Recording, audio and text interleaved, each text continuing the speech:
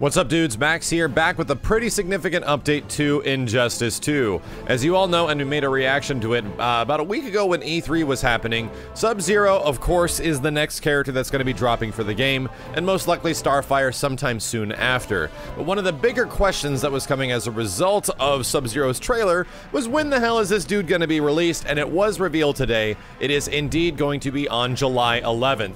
I'm a lot happier with this one, especially considering the fact that we don't have to wait over a month for every single character. It looks like it's going to be under a month, so when we eventually get to the huge amount of DLC characters that are going to be available for the game, it seems like we're going to be getting this stuff almost all the way until the end of 2017, maybe until the beginning parts of 2018. It's kind of hard to tell right now if they stay and stick to the current DLC schedule they have planned.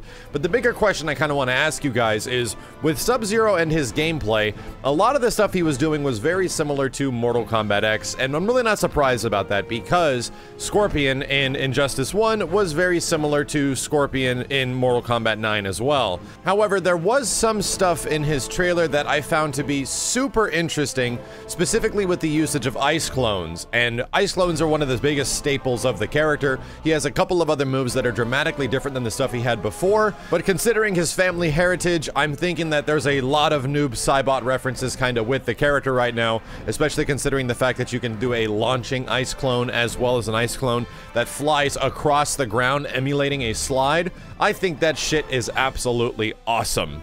The weird thing and where this is all going is kind of related to how these moves are used and how you acquire them, because when it came to another character that was recently released, which is Red Hood, I recently had the chance to play a little bit of the character, and a lot of the core character himself, in my opinion, is kind of dry and really not that interesting. However, until you unlock a specific amount of gear moves that are available for the character through leveling him up, or just playing a whole bunch and earning the stuff through basic unlocks, does he become really friggin' interesting. In fact, I think Red Hood's actually one of the more fun characters in the game when it comes to the geared version of him, and this is the reason why I've been kind of reluctant to start up a week of. I think I need to do it soon because I finally have all the gear moves for Red Hood, all the gear stuff that's gonna make him a lot of fun, and I'm just gonna play in player matches.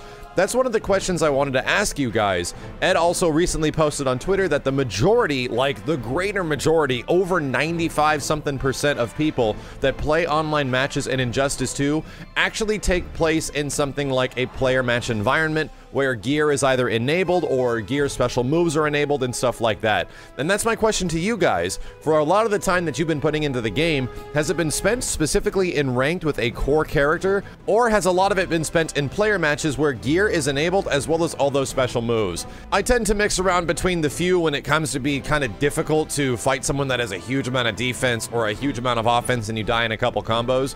But for the most part, a lot of my player match experience using some of the characters I do have gear moves on has been fairly positive, and I feel the game is a lot more fun in something like a player match environment where you actually get a whole bunch of new gear moves and everything like that. I just wish the stats could be neutralized through everyone and it was just gear only. I mention this specifically because Sub-Zero is a character in his trailer similar to Red Hood that has some pretty awesome looking moves, and I'm only hoping that that stuff isn't specifically locked to gear, because a lot of the characters so far, their gear moves are the most interesting aspects of them. And if it's that Noob Saibot looking slide and the fact that he can do like a jumping or launching sort of ice clone, I just want that stuff to be a part of the base character in some way. And I've got kind of a gut feeling that that stuff is going to be locked to gear moves specifically, but we still don't know because we're still going to be waiting for a combat cast to break down the character, which I'm assuming is going to happen in about a week and a half or so. And I'm very much anticipating what Sub-Zero is going to look like in terms of customization. Like, how many different Mortal Kombat, like NetherRealm style ninjas are we going to get this guy to look like? It's easily one of the more interesting aspects of Injustice 2 is just customizing your character, but really in the long run, I am not a fan of the gear system, especially because it directly affects gameplay, and the way that you acquire all these gear moves for characters is totally random. I've been having Robin do random AI fights for what seems to be over a month now, and I still haven't earned the Staff of Grayson, which is one of the more dramatic gameplay changing aspects of a character like Robin. So I'm only hoping that in the future there's something that allows us to get specific abilities and special moves for characters, because that stuff is gameplay related and I really feel should not be locked behind something like a random loot box system. Either way, let me know what you guys think about how you acquire gear moves in the game so far. Is it overall frustrating, or have you been able to get and unlock all those moves for the characters? Because now that I look online at the huge amount of moves that each character does have, there is a lot more than I thought, and there is quite a few characters I have barely earned more than 2 or 3.